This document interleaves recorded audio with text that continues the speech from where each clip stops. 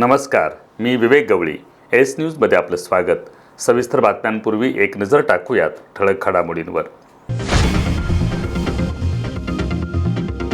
राज्यातील शेतकऱ्यांना जुलै अखेर कर्जमाफी, मात्र करदात्या शेतकऱ्यांना कर्जमाफी योजनेतून वगळणार, कृषी मंत्री दत्तात्रय भरणे यांची माहिती. 3 महिन्यांचं धान्य एकाच महिन्यात वितरित करण्याच्या शासनाच्या आदेशानं रेशन दुकानदारांचं वाढलं टेन्शन. वितरणातील तांत्रिक त्रुटी आणि धान्य साठवणुकीची समस्या दूर करण्याची मागणी.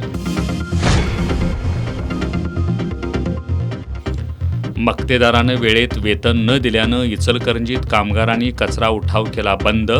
शहरातील अनेक भागात कचऱ्यांचे साचले ढीग. कोल्हापूर जिल्ह्यात स्मार्ट मीटरला वाढता विरोध. महावितरण विरोधात न्यायालयात याचिका दाखल करण्याचा सांगरूळ ग्रामपंचायतीच्या विशेष ग्रामसभेत ठराव मंजूर. आणि व्हॉट्सॲप ग्रुपद्वारे हाय प्रोफाईल वेश्या व्यवसाय करणाऱ्या रॅकेटचा करवीर पोलिसांनी केला पर्दाफाश. वाशीतील सनराईज लॉजिंगवर छापा, दोघे ताब्यात. एका पीडित महिलेची केली सुटका. हे आहे GTPL SPN डिजिटल नेटवर्क आणि आपण पाहत आहात चॅनल एस. सविस्तर बातम्यांमध्ये आपलं पुन्हा एकदा स्वागत. राज्य शासनानं ऑगस्ट ते ऑक्टोबर या 3 महिन्यांचं रेशन धान्य एकाच महिन्यात वितरित करण्याचे आदेश दिलेत. मात्र हे धान्य एकाच वेळी उपलब्ध करून द्यावं, धान्याच्या साठवणुकीची व्यवस्था करावी, वितरणातील तांत्रिक त्रुटी दूर कराव्यात आणि 3 महिन्यांचं धान्य वितरित करण्यास ऑक्टोबरपर्यंत मुदत द्यावी, अशा मागण्या रेशन धान्य दुकानदार महासंघाचे जिल्हाध्यक्ष रवींद्र मोरे यांनी केल्यात. राज्य शासनानं ऑगस्ट ते ऑक्टोबर या 3 महिन्यांचं रेशन धान्य एकत्रित वितरित करण्याचे आदेश दिलेत. शिधापत्रिकाधारकांसाठी ही चांगली बातमी असली तरी रेशन दुकानदारांपुढं साठवणूक आणि वितरणाचा प्रश्न निर्माण झाला आहे. कोल्हापूर जिल्ह्यातही ऑगस्ट ते ऑक्टोबर या 3 महिन्यांचं रेशन धान्य ऑगस्ट अखेर वाटप करण्यात येणार आहे. पुरवठा विभाग धान्य पुरवठा ठेकेदारांकडून रेशन दुकानदारांपर्यंत धान्य पोहोचवणार आहे. मात्र हे धान्य एकाच वेळी पुरवणं पुरवठाधारकांना शक्य होणार नाही. त्यामुळं 3 महिन्यांचं धान्य एकाच वेळी उचलणं आणि वाटप करणं अशक्य आहे. तसंच रेशन साठवण्याची सुविधा उपलब्ध नसल्यानं ते टप्प्याटप्प्यानं उपलब्ध करून दिलं जातं. त्यामुळं लाभार्थ्यांचं 3 महिन्यांचं धान्य उपलब्ध होणं आणि ऑगस्ट अखेर वाटप कसं करणं हा सवालही आता उपस्थित झाला आहे. तसंच वितरणातील तांत्रिक त्रुटी दूर करून ऑक्टोबरपर्यंत धान्य वितरणाची मुदत द्यावी, अशी मागणी रेशन धान्य दुकानदार महासंघाचे जिल्हाध्यक्ष रवींद्र मोरे यांनी केली आहे. शासनाने 3 महिन्याचं एकत्रित धान्य देण्याचा निर्णय घेतलेला आहे. ऑगस्ट, सप्टेंबर, ऑक्टोबर रेशन दुकानामध्ये वितरण करीत असताना यामध्ये पॉज मशीनच्या तांत्रिक संभाव्य अडचणीसाठी शासनाने वरिष्ठ पातळीवरून प्रयत्न करावा. तसेच रेशन दुकानामध्ये उपलब्ध 3 महिन्याचं धान्य एकत्रित करून द्यावे.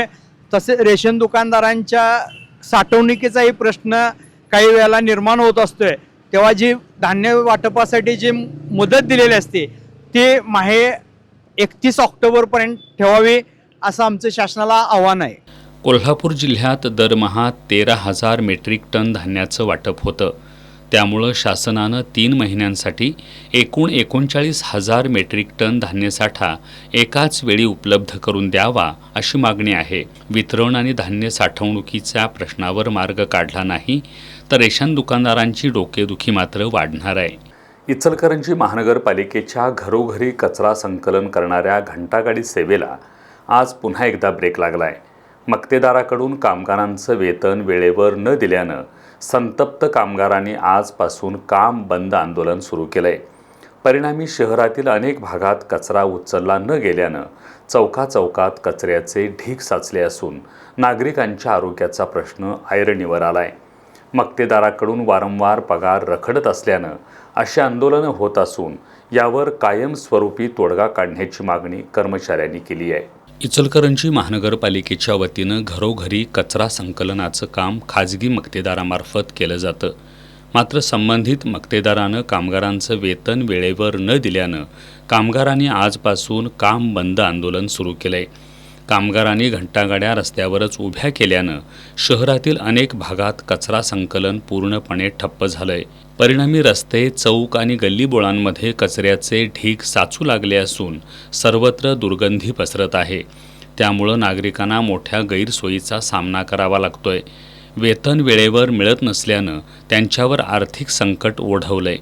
अनेकदा आंदोलन करूनही परिस्थितीत कोणतीही सुधारणा झाली नसल्यानं यावेळी पगार मिळाल्याशिवाय कामावर परतणार नसल्याचा इशारा कर्मचाऱ्यांनी दिलाय.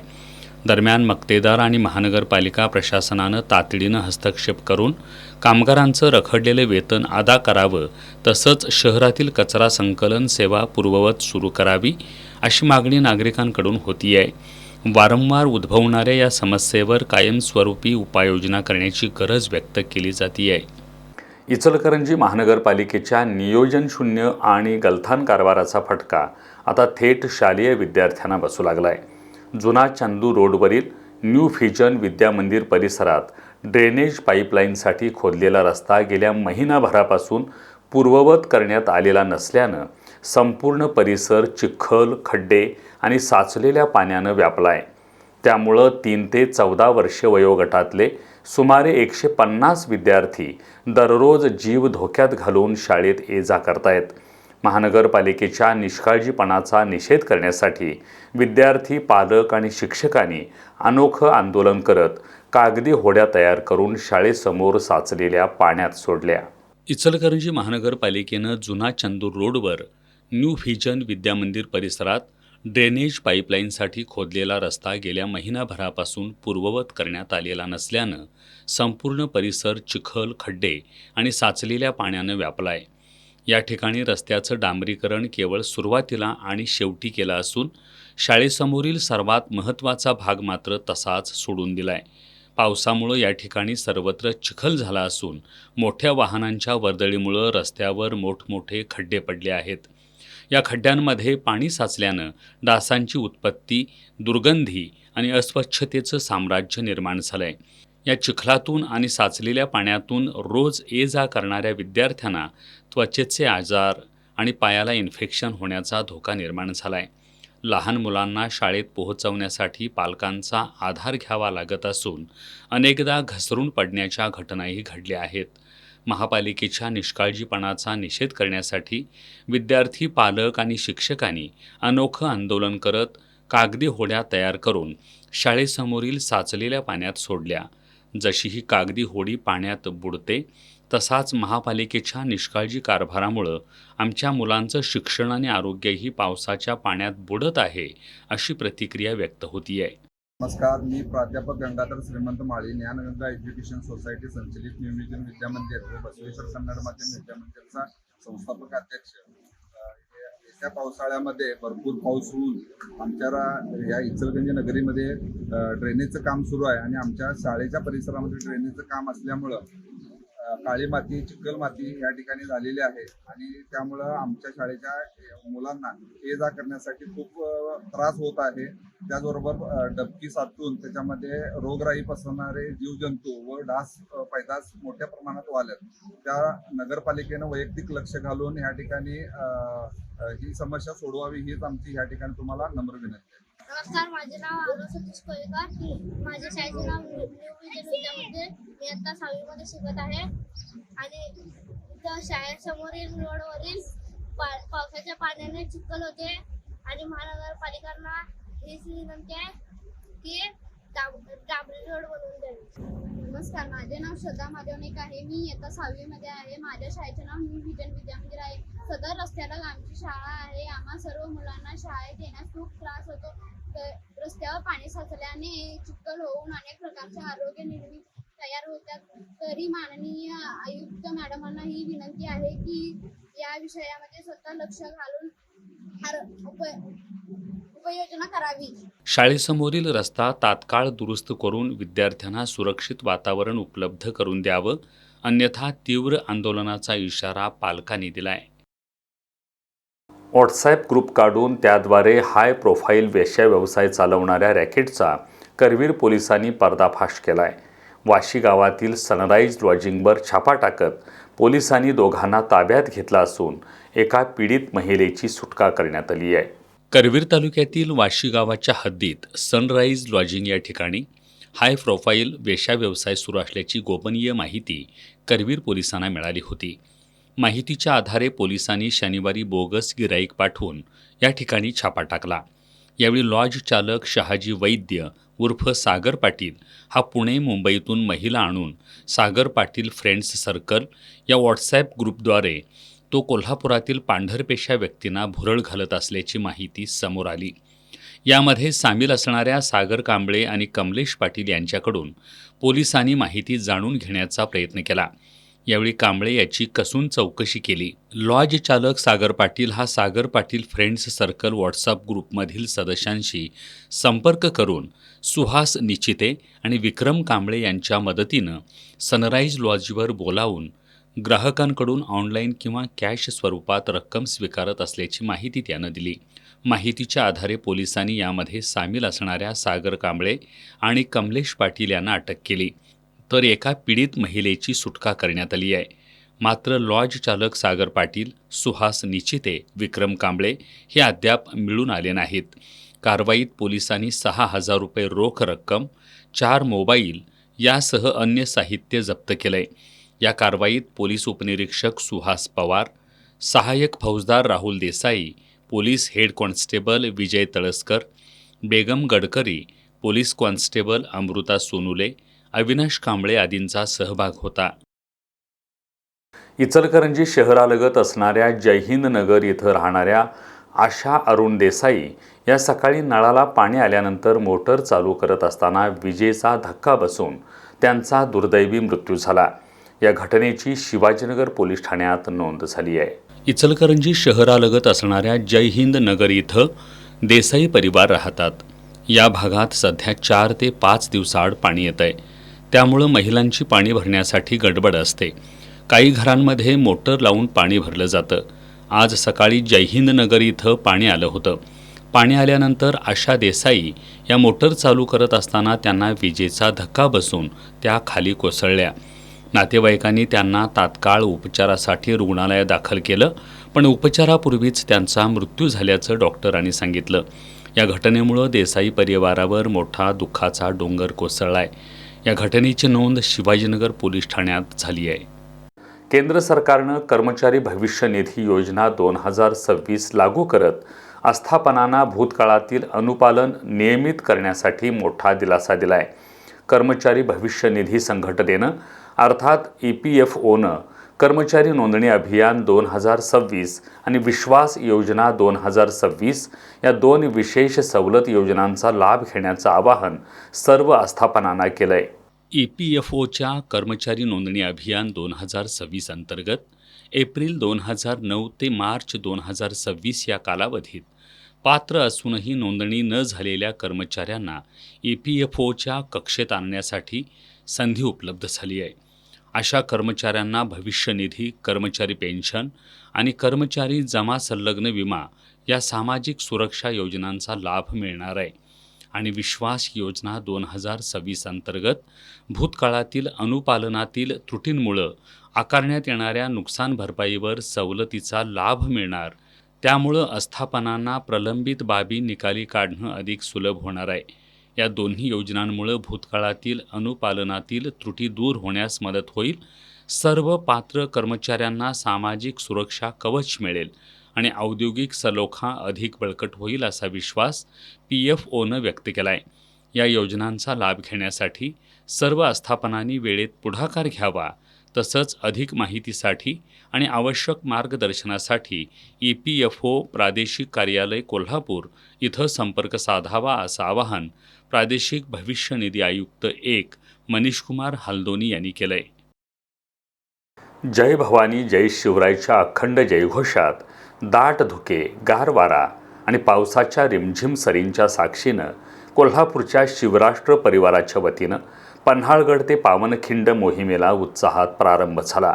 या मोहिमेत 500हून अधिक शिवभक्त सहभागी झालेत. छत्रपती शिवाजी महाराजांच्या पराक्रमाचा इतिहास प्रत्यक्ष अनुभवण्यासाठी आणि स्वराज्याच्या प्रेरणादायी वारशाला मानवंदना देण्यासाठी कोल्हापूरच्या शिवराष्ट्र परिवाराच्या वतीनं पन्हाळगड ते पावनखिंड मोहीम आयोजित करण्यात आली होती. या मोहिमेची सुरुवात पन्हाळ्यातील नरवीर बाजीप्रभू देशपांडे आणि शिवा काशीद यांच्या पुतळ्यांचं पूजन करून करण्यात आली. पन्हाळगड ते पावनखिंड मोहिमेत मोठ्या संख्येनं युवक युवती सहभागी झाल्या होत्या. मोहिमेदरम्यान पन्हाळगड ते पावनखिंड मार्ग जय भवानी जय शिवाजीच्या जयघोषानं दुमदुमून गेला होता. दरम्यान खोतवाडी मुक्कामाच्या ठिकाणी शिवव्याख्याते दीपकराव करपे यांनी पन्हाळगड पावनखिंड रणसंग्रामाचा इतिहास सर्वांसमोर उभा केला.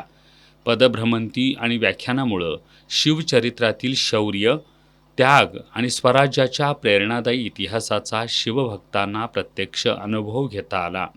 यावेळी शिवराष्ट्र परिवाराचे अध्यक्ष प्रशांत साळुंखे, भूपाल शेळके, संतोष शेळके, विजयसिंह सोळंके, राजेंद्र पोवार, सुखदेव इल्ले, मोहन खोत, कृष्णा तोर, नंदकुमार रहाणे, गणेश कदम, विनायक जाधव यांच्यासह राज्यभरातून 500हून अधिक शिवभक्त पावनखिंड मोहिमेत सहभागी झालेत.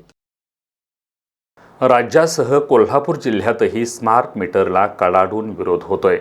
स्मार्ट मीटरच्या सक्तीविरोधात थेट न्यायालयात याचिका दाखल करण्याचा ठराव करवीर तालुक्यातील सांगरूळ ग्रामपंचायतीच्या विशेष ग्रामसभेत एकमुखानं मंजूर करण्यात आला. करवीर तालुक्यातील सांगरूळ इथल्या महादेव मंदिरात स्मार्ट मीटर विरोधात ग्रामपंचायतीची विशेष ग्रामसभा सरपंच शीतल खाडे यांनी बोलावली होती. या सभेत महावितरणच्या स्मार्ट मीटरला सर्व सदस्यांनी कडाडून विरोध केला. 1 युनिटसुद्धा वीज वापरली नसताना ग्रामपंचायतीच्या बाजारवाडा इथल्या मीटरचं तब्बल 12 लाखांचं बिल आलंय, तर पाणीपुरवठा विभागाचंही 12 लाख असे एकूण 24 लाखांचं बिल आल्याचा मुद्दा बाळासाहेब खाडे यांनी मांडला. हा अन्याय सहन केला जाणार नाही असं त्यांनी बजावलं. स्मार्ट मीटरबाबत ग्रामस्थांनी आपापले तक्रार अर्ज ग्रामपंचायतीत जमा करण्याचं आवाहन या सभेत करण्यात आलं. ते तक्रार अर्ज महावितरणकडे पाठवून जाब विचारला जाईल. तसंच या संपूर्ण प्रकरणाचा सखोल अभ्यास करण्यासाठी एक विशेष कमिटी स्थापन करून महावितरण आणि स्मार्ट मीटर विरोधात न्यायालयात जाण्याचा ठराव सभेत एकमतानं मंजूर करण्यात आला. ग्रामस्थ बाजीराव खाडे यांनी आपलं केवळ 20 युनिट रीडिंग असताना 2,380 रुपये बिल आल्याचं सांगत महावितरणच्या लुटीचा पर्दाफाश केला. स्मार्ट मीटर बसवण्यासाठी कर्मचाऱ्यांवर वरिष्ठांचा दबाव आहे, त्यामुळं लोकप्रतिनिधींनी यावर पालकमंत्र्यांसोबत जिल्हा पातळीवर व्यापक बैठक घ्यावी अशी मागणी त्यांनी केली. सभेत स्मार्ट मीटर न बसवण्याचा ठरावही संमत करण्यात आला. संभाजी नाळे यांनी स्मार्ट मीटरमध्ये कॅमेरा असून तांत्रिक बाबींवरून महिलांच्या सुरक्षेचा गंभीर प्रश्न उपस्थित केला. तर सुनील कापडे यांनी महावितरणवर मोर्चा काढण्याचं आवाहन केलं. या सभेला उपसरपंच अश्विनी यादव यांच्यासह ग्रामस्थ मोठ्या संख्येनं उपस्थित होते. कोल्हापुरात दमदार पावसानंतर खेकड्यांच्या विक्रीला वेग आलाय. आज रविवार बाजारपेठांमध्ये खेकड्यांच्या खरेदीसाठी नागरिकांनी मोठी गर्दी केली होती. बाजारात छोट्या आकाराच्या खेकड्यांचा वाटा 200 ते 300 रुपयांना, तर मोठ्या आकाराच्या खेकड्यांचा वाटा 500 ते 700 रुपयांपर्यंत विकला जात होता. पावसाळ्यात नद्या, ओढे आणि शेत परिसरात खेकड्यांची उपलब्धता वाढते. गेल्या काही दिवसांपासून कोल्हापूर जिल्ह्यात झालेल्या दमदार पावसामुळं बाजारात खेकड्यांची मोठ्या प्रमाणात आवक झाली आहे. शहरासह ग्रामीण भागातील बाजारपेठांमध्ये ताजे खेकडे विक्रीसाठी उपलब्ध असून आज रविवारी सुट्टीचा दिवस असल्यानं खेकड्यांच्या खरेदीसाठी शिवाजी पूल परिसरात नागरिकांनी मोठी गर्दी केली होती. बाजारात छोट्या आकाराच्या खेकड्यांचा वाटा 200 ते 300 रुपयांना, तर मोठ्या आकाराच्या खेकड्यांचा वाटा 500 ते 700 रुपयांपर्यंत विकला जातोय. तर पावसाळा चालू झाल्यावर खेकड्यांचा सीझन चालू होतोय आपला, आणि नाही तर आपल्याकडं मोठी बारकी खेकडे असतात. म्हणजे 500 ते आपलं 350 200 पर्यंत अशी खेकड्याचा दर असतोय, वाटा असतोय. 6-7 खेकड्यांचा वाटा असतोय. आणि नाही म्हटलं तर या पुलावर तर आम्ही एकटं माणूस तर 50 किलो खेकडी घेतोय. नाही तर आणि शिवाजी पुलावर नाही तर 1500 किलो असं माल असतोय. आणि माप प्रमाणामधल्यावर रविवार दिवशी गर्दी असते आपल्याकडे. पावसाळ्यात खेकड्यांच्या रस्स्यासह विविध पारंपरिक खाद्यपदार्थांची चव घेण्यासाठी अनेक जण आवर्जून खेकडे खरेदी करतात. सध्या पावसाचा जोर कमी आहे, त्यामुळं खेकड्यांची आवक आणि विक्री वाढणार असून ग्राहक मटण चिकनपेक्षा खेकड्यांच्या खरेदीला पसंती देत असल्यानं खेकड्यांचा बाजार तेजीत राहणार आहे. कोल्हापूर जिल्ह्यात पावसानं उघडीप दिल्यानंतर वाहतुकीसाठी बंद असलेले बंधारे आता खुले होत आहेत. पंचगंगा नदीवरील राजाराम बंधाऱ्यावरील पाणी ओसरताच हा बंधारा आज वाहतुकीसाठी खुला झाला. कोल्हापूर जिल्ह्यात जुलैच्या पहिल्या आठवड्यात झालेल्या जोरदार पावसामुळं अनेक बंधारे पाण्याखाली जाऊन वाहतूक बंद झाली होती. मात्र काही दिवसांपासून पावसानं उघडीप दिल्यानं पाणी ओसरून हे बंधारे वाहतुकीसाठी खुले होत आहेत. पंचगंगा नदीवरील राजाराम बंधाऱ्यावरील पाणी ओसरताच हा बंधारा आज वाहतुकीसाठी खुला झाला. आज सायंकाळी 7 वाजता या बंधाऱ्यावरील पाणी पातळी 15 फूट 2 इंच इतकी होती. जिल्ह्यातील 9 बंधारे अद्यापही पाण्याखाली आहेत. दरम्यान पुढील 2 आठवड्यात महाराष्ट्रात सर्वत्र मुसळधार पाऊस पडण्याची शक्यता असल्याबाबतचे काही बनावट संदेश फिरत आहेत. अशा संदेशांपासून सावध राहून हवामानाबाबत भारतीय हवामान विभागाच्या अधिक सूचनांकडे लक्ष देण्याचं आवाहन हवामान विभागानं केलं आहे. राधानगरी तालुक्यात झालेल्या मुसळधार पाऊस आणि वादळी वाऱ्यानं केळी उत्पादक शेतकऱ्यांच्या वर्षभराच्या कष्टावर अक्षरशः पाणी फिरलंय. केळी पिकाचं तालुक्यातील सुमारे 10 हेक्टर क्षेत्रातील पीक जमीनदोस्त झालं असून यामुळं 25 लाखांहून अधिक रुपयांचं नुकसान झालंय. राधानगरी तालुक्यातील तुरंबे, कपिलेश्वर, आयनी, सोन्याची शिरोलीसह 14 गावातील काढणीच्या उंबरठ्यावर आलेल्या केळीच्या बागा क्षणार्धात जमीनदोस्त झाल्यानं सुमारे 60 शेतकरी दुहेरी आर्थिक संकटात सापडलेत. सुमारे 10 हेक्टर क्षेत्रावरील केळी पिकाचं जवळपास 25 लाख रुपयांचं नुकसान झाल्याचा अंदाज आहे. वादळाच्या तडाख्यात पिकाचं नुकसान झाल्यानं शेतकऱ्यांची वर्षभराची मेहनत मातीमोल झाली आहे. आयनी इथले बळवंत पाटील यांची संपूर्ण बाग उद्ध्वस्त झाली. तुरंबेतील शेतकरी शिवाजी ज्ञानदेव तिकोडे यांच्या 10 गुंठे क्षेत्रातील काढणीसाठी सज्ज असलेली केळीची बाग पूर्णपणे आडवी झाली आहे. यात त्यांचं सुमारे 1.5 लाख रुपयांचं नुकसान झालंय. तब्बल 11 महिन्यांची मेहनत, कर्ज काढून केलेली गुंतवणूक आणि मोठ्या अपेक्षेनं उभं केलेलं पीक एका वादळी पावसानं क्षणात नाहीसं झालं. राधानगरी तालुक्यामध्ये ह्या वादळी वाऱ्यामुळे आणि पावसामुळे भरपूर शेतकऱ्यांचे नुकसान झाले आहे. मी तुरंबे येथे G9 ही बाग लावली होती केळीची आणि 1 महिना फक्त अवधी होता काढणीसाठी आणि जवळजवळ सुमारे 1.5 लाख रुपयाचं नुकसान झालं आहे. तरी शासनाने पंचनामा करून लवकरात लवकर याची काहीतरी नुकसान भरपाई करण्यात यावी. केळी हे अत्यंत खर्चिक पीक मानलं जातं. लागवडीपासून खत, औषधे, मजुरी आणि सिंचनापर्यंत मोठी गुंतवणूक करावी लागते. मात्र काढणीच्या ऐन तोंडावरच बागा कोसळल्यानं शेतकऱ्यांसमोर कर्जफेड, मुलांचं शिक्षण आणि कुटुंबाचा उदरनिर्वाह यासारखे गंभीर प्रश्न उभे ठाकलेत. आधीच शेतीमालाच्या अनिश्चित दरांमुळं अडचणीत असलेल्या शेतकऱ्यांवर या नैसर्गिक आपत्तीनं आणखी मोठा घाव घातलाय.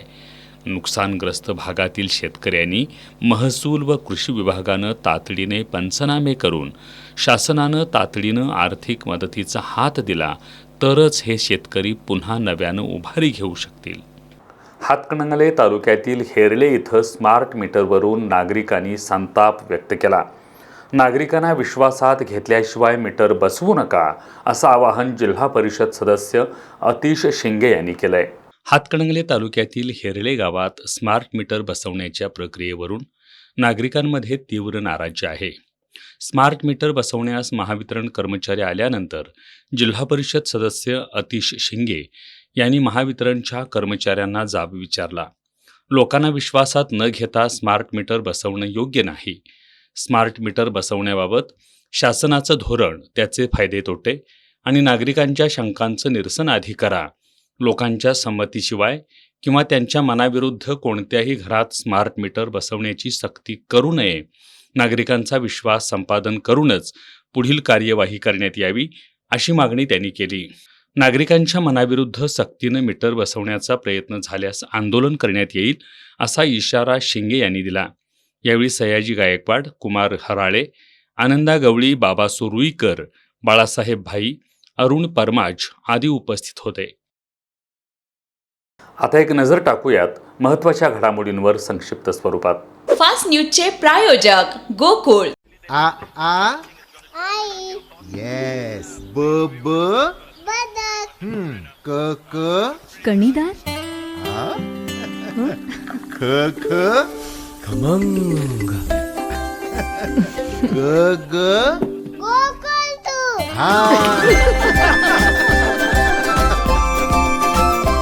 अगदी घरच्यासारखं. कणीदार, खमंग म्हणजेच गोकुळ तूप.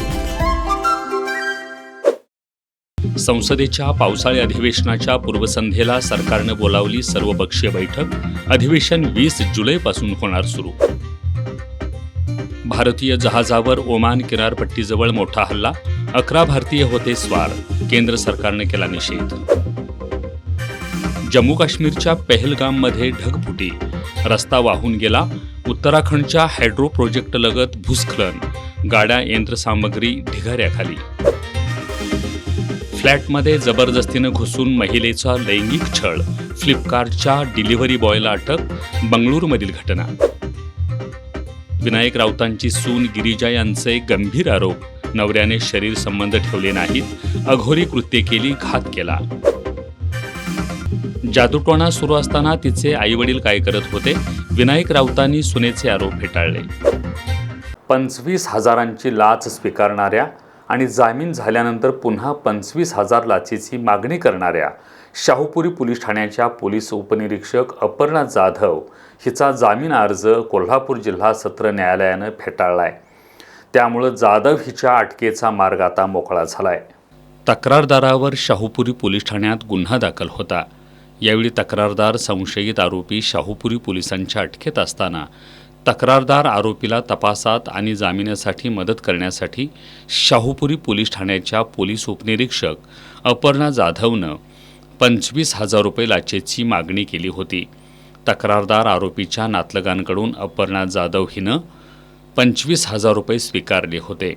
तर जामिनानंतर पुन्हा 25,000 रुपये लाचेची मागणी केली होती. अशी तक्रार तक्रारदारानं लाचलुचपत प्रतिबंधक विभागाकडे केली होती. त्यानुसार जाधवच्या विरोधात शाहूपुरी पोलिसात गुन्हा दाखल करण्यात आला होता. यानंतर पोलीस अधीक्षक निलोत्पल यांनी लाचखोर पोलीस उपनिरीक्षक जाधव हिचं निलंबन केलं होतं. त्यानंतर जाधव हिनं अटक टाळण्यासाठी अटकपूर्व जामीन मिळावा म्हणून कोल्हापूर जिल्हा सत्र न्यायालयात धाव घेतली होती. मात्र शुक्रवारी न्यायालयानं हा अटकपूर्व जामीन फेटाळला. त्यामुळं जाधव हिच्या अटकेचा मार्ग आता मोकळा झालाय.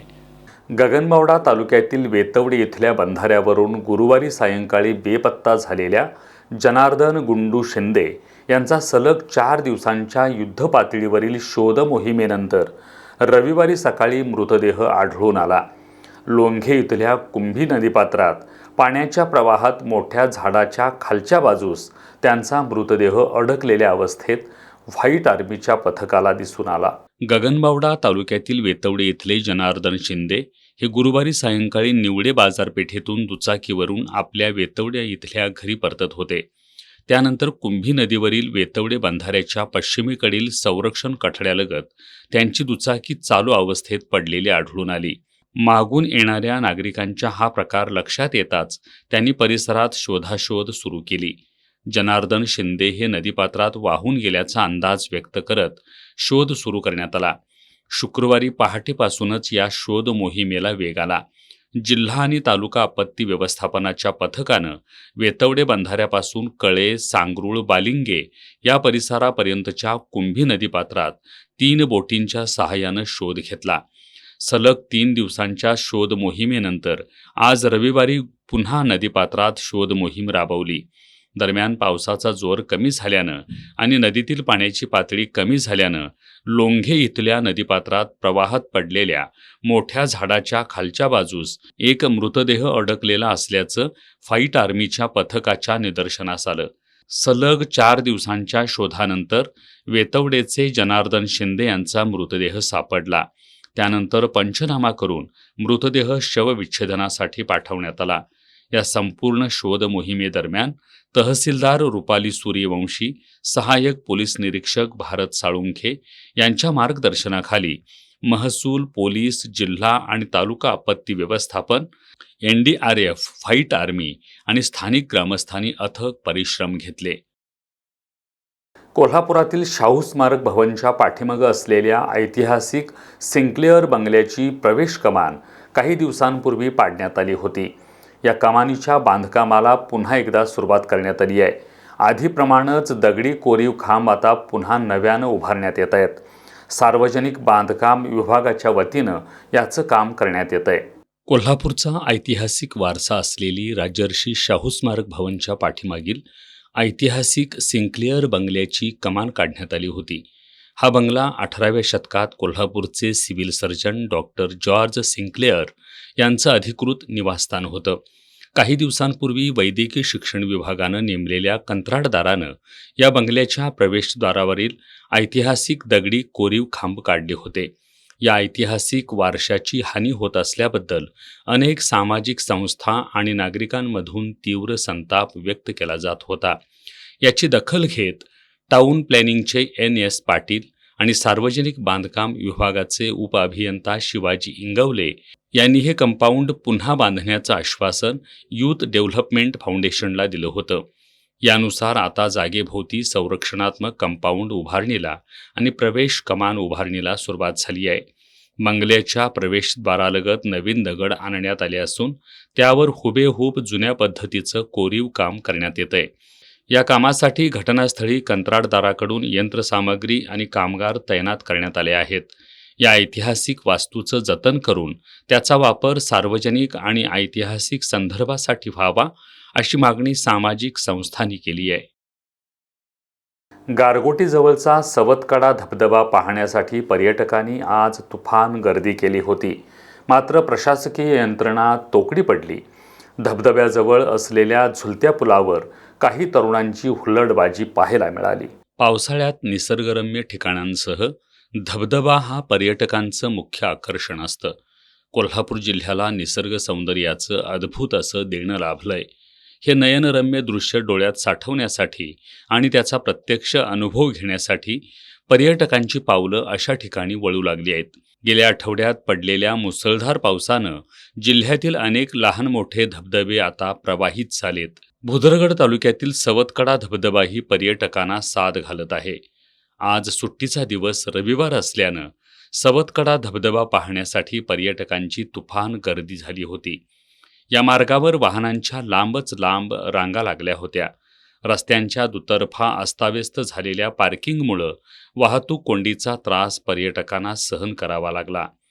धबधबा पाहण्यासाठी असलेल्या प्रवेश शुल्क केंद्रावरही मोठी गर्दी झाली होती.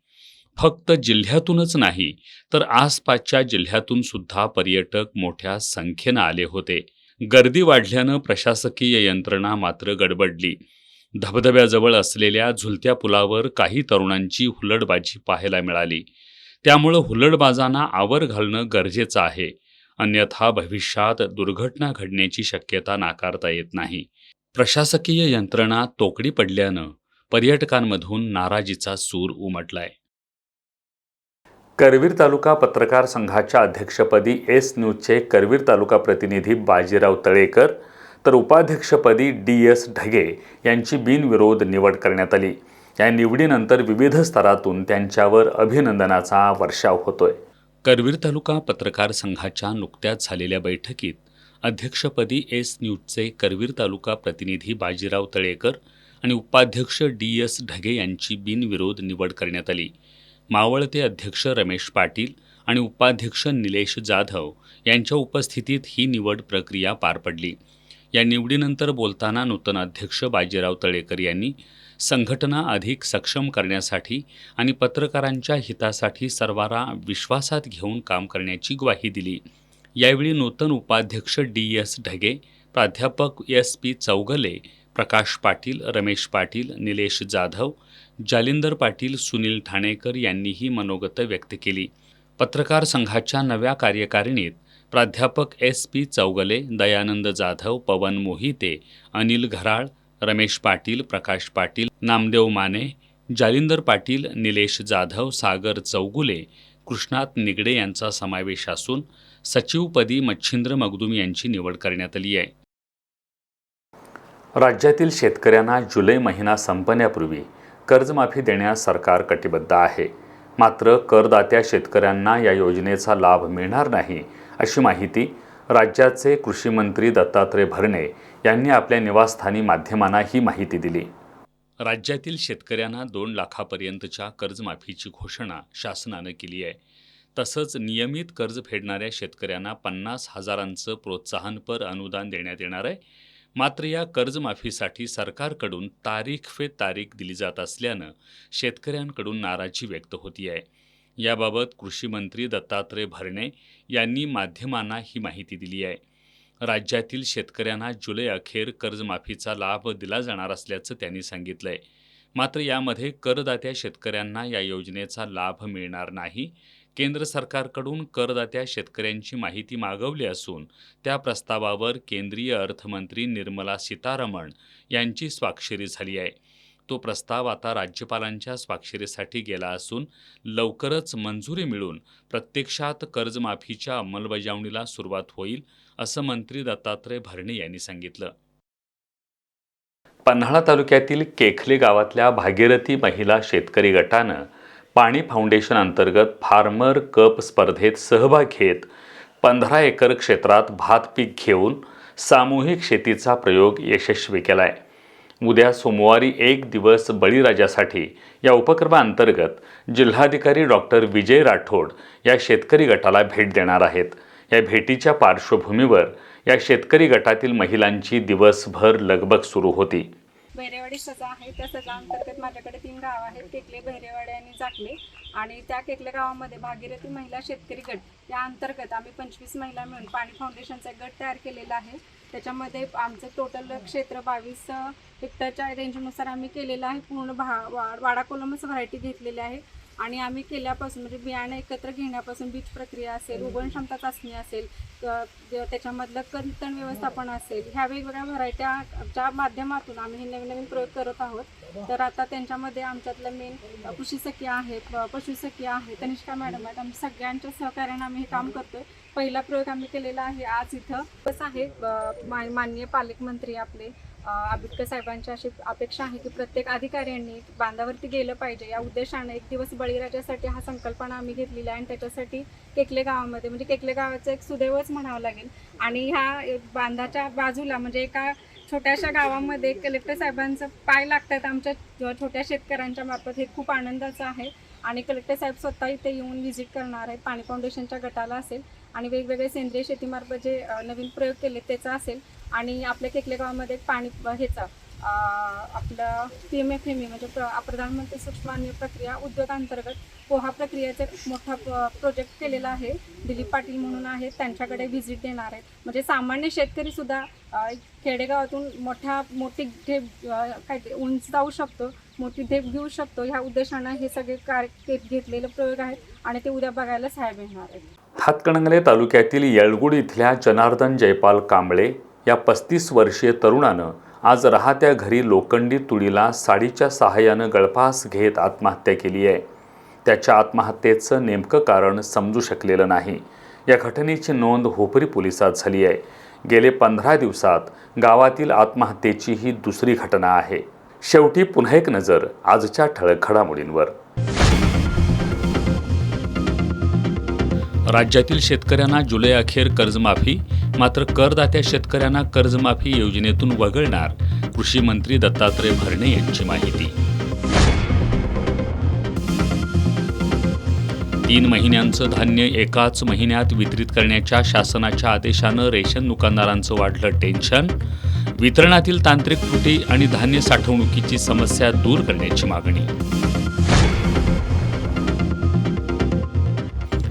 मक्तेदारानं वेळेत वेतन न दिल्यानं इचलकरंजीत कामगारांनी कचरा उठाव केला बंद. शहरातील अनेक भागात कचऱ्यांचे साचले ढीग. कोल्हापूर जिल्ह्यात स्मार्ट मीटरला वाढता विरोध. महावितरण विरोधात न्यायालयात याचिका दाखल करण्याचा सांगरूळ ग्रामपंचायतीच्या विशेष ग्रामसभेत ठराव मंजूर. आणि व्हॉट्सॲप ग्रुपद्वारे हाय प्रोफाईल वेश्याव्यवसाय करणाऱ्या रॅकेटचा करवीर पोलिसांनी केला पर्दाफाश. वाशीतील सनराईज लॉजिंगवर छापा, दोघे ताब्यात, एका पीडित महिलेची केली सुटका. बातम्यांच्या ताज्या अपडेटसाठी एस न्यूज कोल्हापूर इंस्टाग्रामवर फॉलो करा आणि एस न्यूज कोल्हापूर हे यूट्यूब चॅनल सबस्क्राईब करा. याबरोबरच हे बातमीपत्र संपलं. नमस्कार.